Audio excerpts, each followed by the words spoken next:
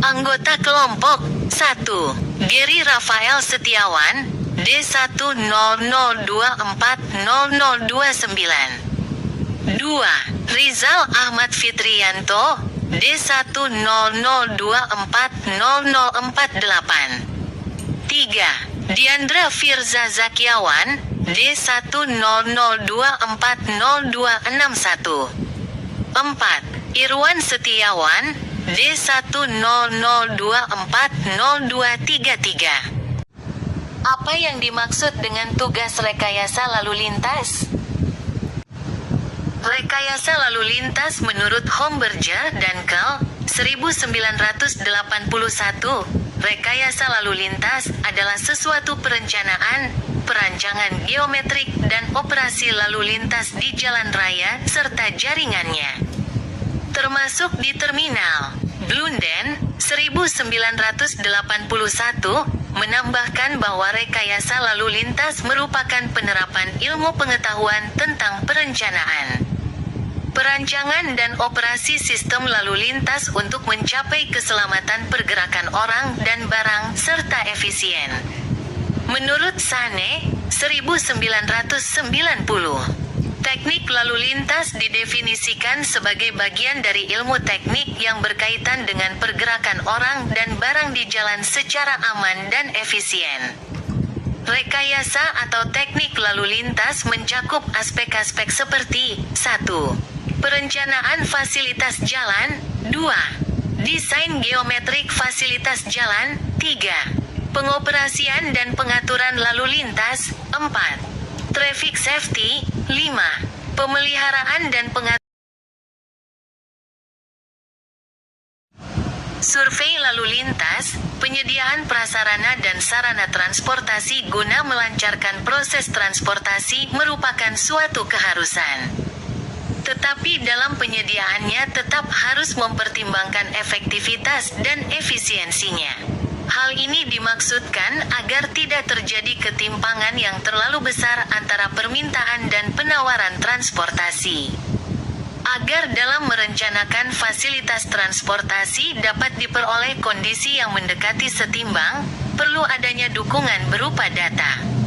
Proses untuk mencari data sering disebut dengan survei. Tujuan survei lalu lintas. Survei ini bertujuan agar mahasiswa setelah mengambil tugas ini diharapkan mengetahui dan mampu menjelaskan bagaimana mendapatkan data-data berikut serta kegunaannya dalam analisa. Ada 3 survei yang kita lakukan untuk menentukan jalan antara lain, 1. Hambatan samping, 2. Traffic counting, 3. Time travel. Survei hambatan samping dilakukan untuk menentukan tipe kelas hambatan samping pada suatu ruas jalan atau pendekatan simpang. Hambatan samping didefinisikan sebagai segala aktivitas di sisi jalan yang mempengaruhi kinerja lalu lintas. Alat dan bahan, 1. Meteran, 2. Clipboardo dan alat tulis, 3. Formulir, 4. Stopwatch. Survei hambatan samping pada dasarnya adalah pengamatan di sepanjang 200 meter dari segmen jalan pada kedua sisi jalan selama 2 jam terhadap kejadian-kejadian. Masing-masing kejadian kemudian dihitung frekuensinya dan frekuensi berbobotnya. Klasifikasi kelas hambatan, 1. Sangat rendah, LV. Kurang dari 100, 2. Rendah, L. 100 sampai 299, 3. Sedang, M. 300 sampai 499. 4. Tinggi, H. 500 sampai 899.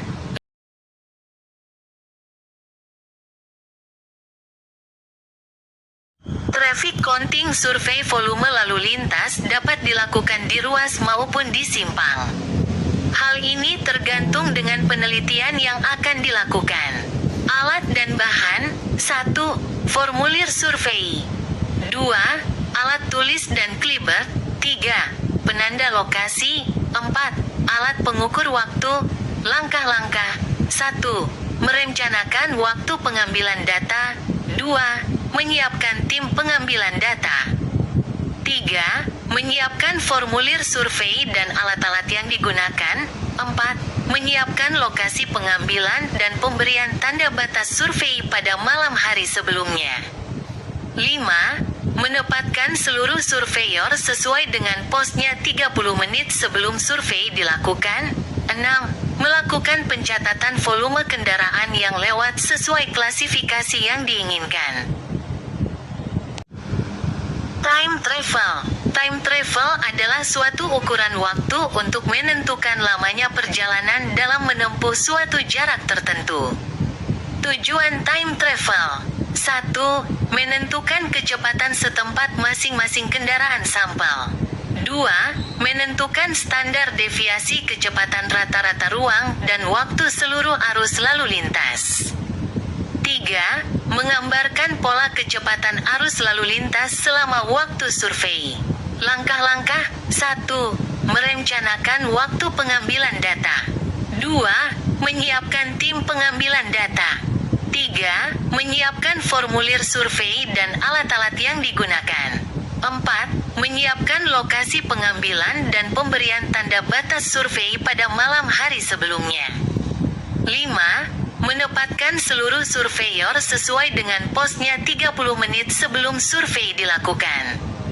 6. Melakukan pencatatan volume kendaraan yang lewat sesuai klasifikasi yang diinginkan. 7.